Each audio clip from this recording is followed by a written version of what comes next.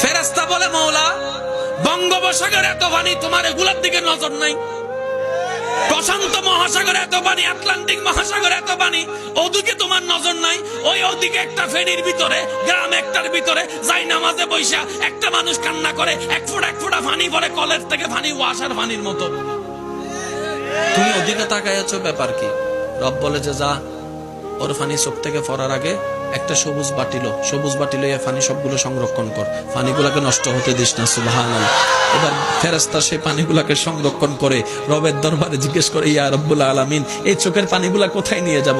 রব্বে করিম বলে, জান্নাতের মধ্যে নিয়ে রাখে যাও, জান্নাতের মধ্যে গিয়ে রেখে দাও, জান্নাতের মধ্যে গিয়ে রেখে যাও। যেদিন আপনি জান্নাতে যাবেন সেদিন আপনার চোখের পানিটা আপনাকে ফেরত দেওয়া হবে। আপনি অবাক হয়ে বলবেন, আমি বন্ধুর জন্য কান্না করেছি, কারো কোনো মনে নাই, বান্ধবীর জন্য কান্না করেছি, সেটা কখনো স্মরণ রাখা হয় নাই, আমি মেয়ে তো গণজন করেছি কান্না, কেউ তো আমার স্মরণ রাখে নাই। মওলা তোমার জন্য জীবনে 1-2 বার কান্না করেছি, সেই পানিটাও তুমি সংরক্ষণ করে রেখে দিয়েছো।